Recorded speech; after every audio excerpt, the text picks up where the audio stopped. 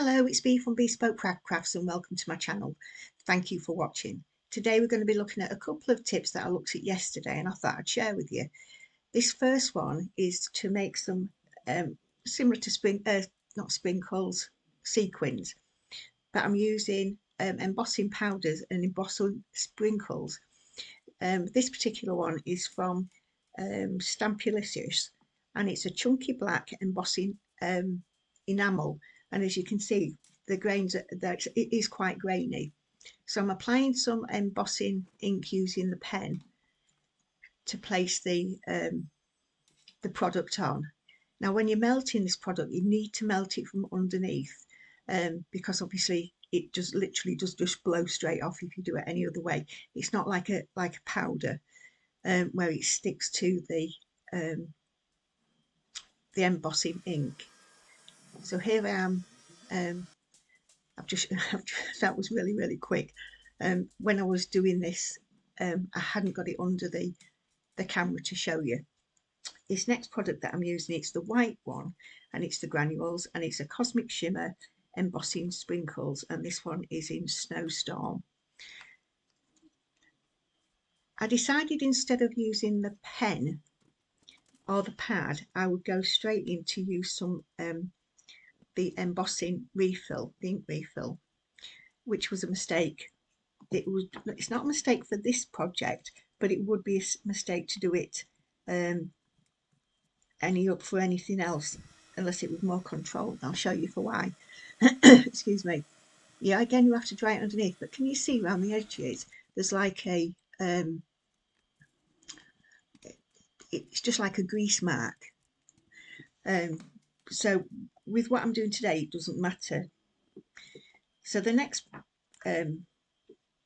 powders that I'm going to be using, and these are now powders, are the Distressed Glazes from Ranger Tim Holtz. This one's Salty Ocean, and these are transparent as well.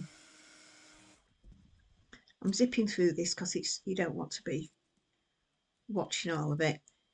The next one that I'm using is Picked Raspberry, and if you can just see, I am going a bit quick, I do apologise for that. I didn't want it to be endless embossing and melting.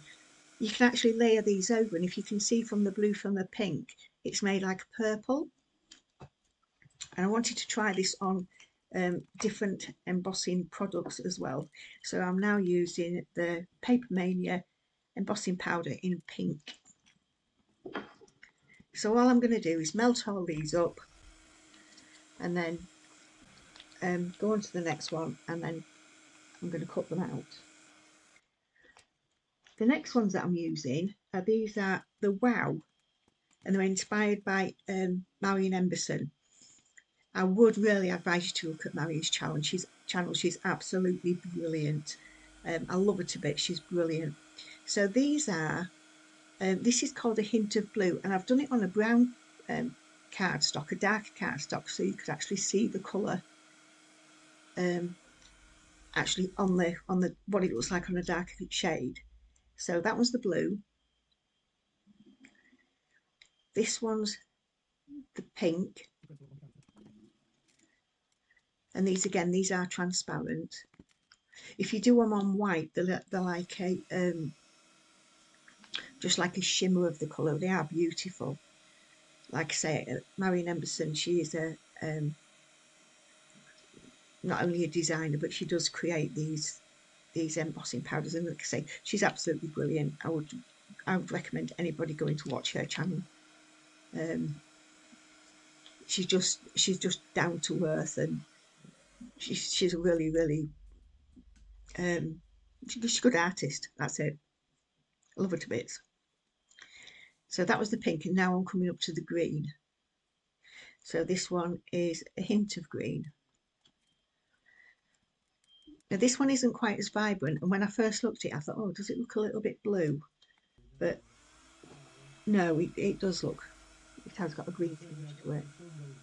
And these colours will all come out differently depending on what backing paper that you use. They would come out slightly different colour on black, on the brown, on the white, or creams, or anything like that. So you'd have to really try them out to see which you preferred, and each one's going to have a different look for different cards that you're going to make. Now this next one that you're going to use as well, this is another one. It's inspired by Marion Emerson. It's called 101 and it's a black and white granules.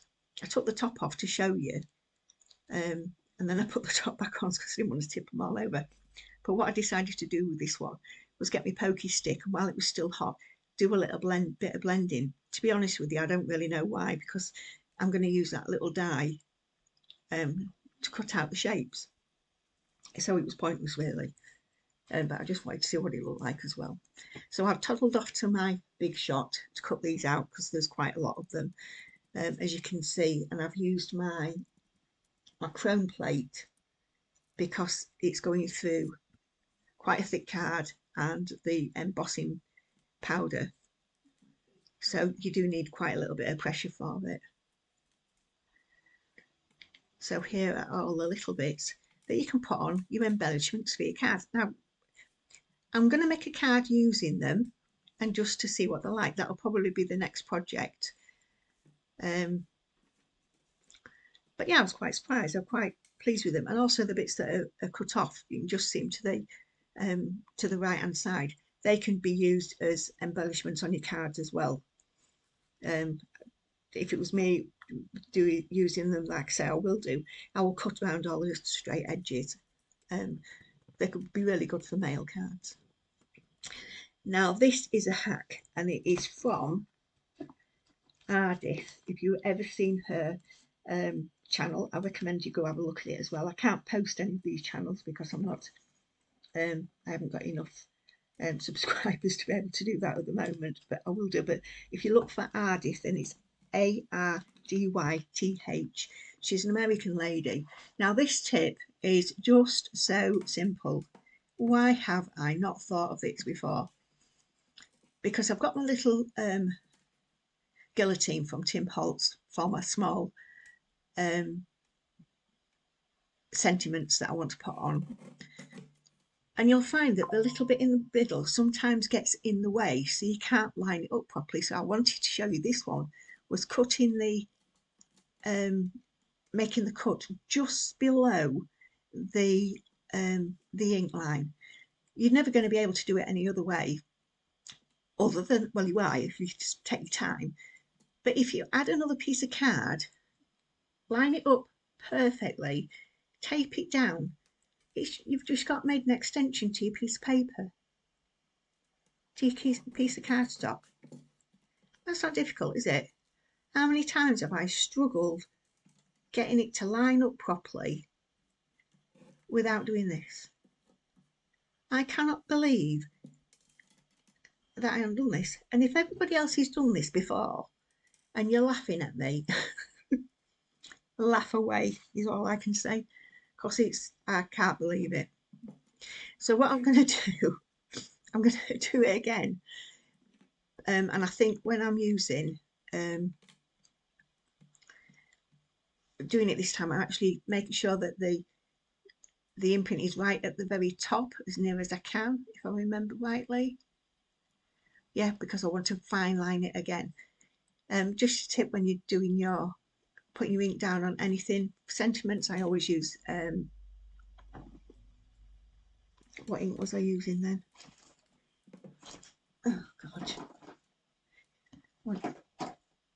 I can't think what ink I was using, and it's gone now. Oh, it is. It's VersaFine Clay. Sorry about that. And I'm just adding the piece of paper and the tape to each side of the sentiment. It's really not difficult. And what I was going to say was, when you're putting your when you're doing your stamping down, if you just hold it on hold it onto your paper just for a little while, just so the ink can transfer. But I honestly never even thought of this. It's going to be such a tiny game changer that just takes up so much time getting this right. It's ridiculous. So I hope you like these little tips I hope you find them useful. Yeah, I'm definitely going to be using the sequins to make a card. So I hope you enjoyed this little video. Thanks for watching, and we'll see you again very, very soon. Thank you. Bye bye.